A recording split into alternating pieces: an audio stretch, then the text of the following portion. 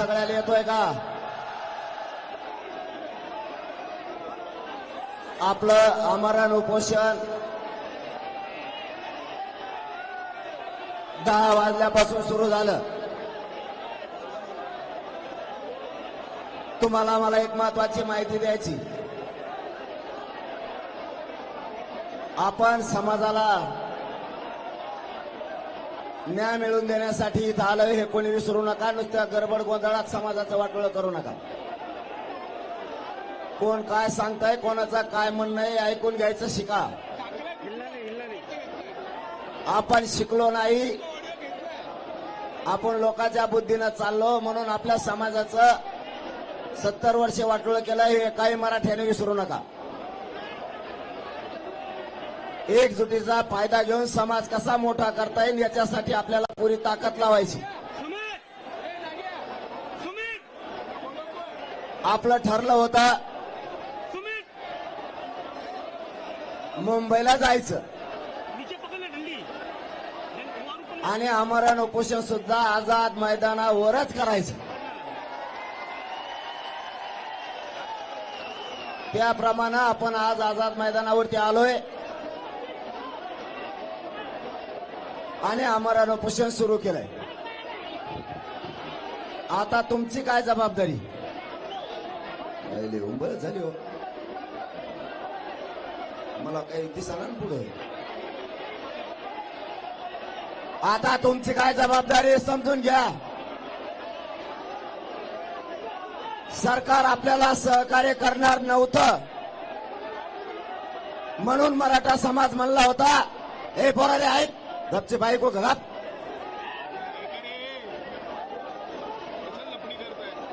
गपचूप उभा आहे. सरकार आपलं ऐकत नव्हतं, आपल्याला सहकार्य करत नव्हतं म्हणून करोडो मराठ्यांनी घराघरातून ठरवलं होतं मुंबईला जायचं आणि मुंबई जाम करायची. आता एक गोष्ट लक्षात ठेवा, सरकार सहकार्य करणार नव्हतं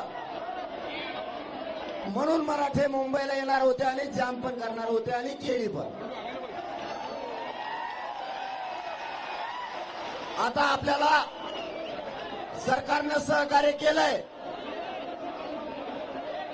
मी काय बोलतोय लक्षात ठेवा. सरकारने सहकार्य केलंय, परवानगी दिली, त्याबद्दल आपण काल परवा सरकारचं कौतुकही मोठ्या मनाने केलं.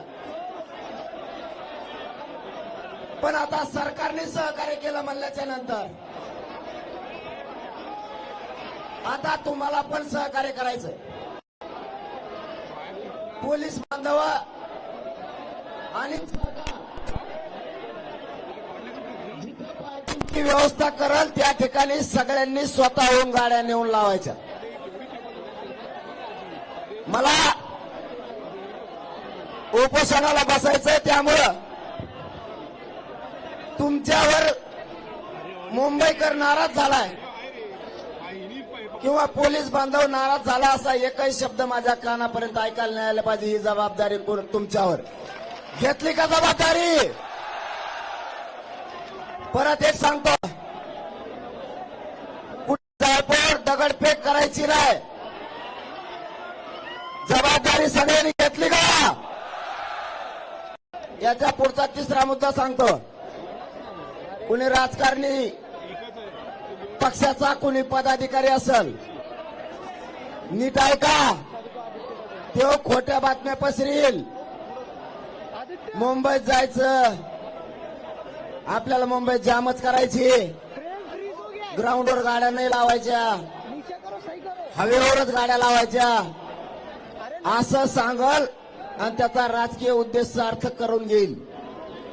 कोणाचाही ऐकायचा नाही.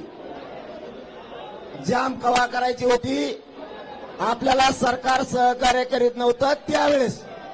आता सहकार्य केलं म्हणल्यावर आपली जबाबदारी आहे सरकारला आणि पोलिसाला सहकार्य करणं. पुन्हा एकदा सांगतो, सहकार्य नाही केलं सरकारनं, आपल्याला पुन्हा परवानगी वाढून नाही दिली, पुन्हा तुम्हाला येता येत आहे. मला वाटतं सोमवारी मंगळवारी महाराष्ट्रातले सरकारनं सहकार्य नाही केल्यावर पुन्हा मराठी करोडोच्या संख्येनं मुंबईकडे येणार आहेत आपल्या टप्प्यानुसार. त्यामुळे तुमची आजची जबाबदारी एक लक्षात ठेवा, आरक्षणाची जबाबदारी माझ्यावर. शांततेत राहून सरकारला आणि पोलिसाला सहकार्य करण्याची जबाबदारी तुमची. आता तुम्ही सगळ्यांनी एक काम केलंय, इकडे येताना तुम्ही गाड्या रोडवर सोडल्या तर इकडे आलात.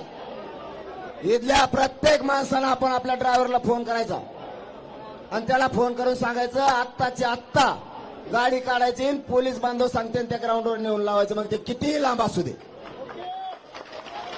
एकही गाडी रोडवर आता कामा नाही. स्वतः तुम्ही स्वयंसेवक म्हणून काम करायचं. तुम्ही जी मुंबई जाम केली ना मराठ्यानं, 2 घंट्यात पुन्हा मोकळी मुंबई झाली पाहिजे, जबाबदारी तुमची आहे. आता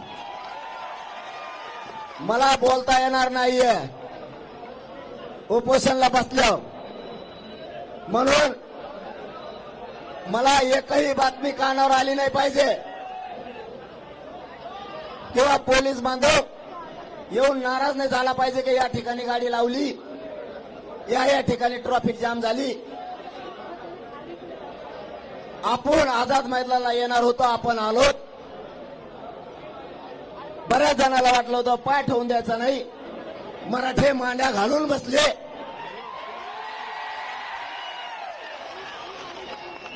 त्याच्यामुळं सरकार पुढचंही सहकार्य आपल्याला परवानगीचं देईल, मान्य न्यायदेवता देईल. हे आपल्या सगळ्यांना अधोरेखित करायचं आहे. मी मनापासून पुन्हा एकदा जयंत पाटील साहेबांचं आणि आपल्या सगळ्या सगळ्या मराठी बांधवांचं मनापासून अभिनंदन करतो, आभार मानतो आणि मनापासून पुन्हा एकदा आपल्या सगळ्यांना जाण्याकरता शुभेच्छा देतो आणि सगळ्यांना उत्तम आरोग्य उदंड आयुष्य परमेश्वराने द्यावं आणि हे आजचा जो निर्णय झाला आहे तो पूर्णतेला जाण्यासाठी परमेश्वराने आम्हाला इच्छाशक्ती प्रदान करावी अशी विनंती करतो. मनापासून धन्यवाद. आता आपण गणपतीच्या आरतीला आपण सगळे उपस्थित राहावं, उभं राहावं अशी विनंती करतो. मनापासून धन्यवाद. जय हिंद, जय महाराष्ट्र.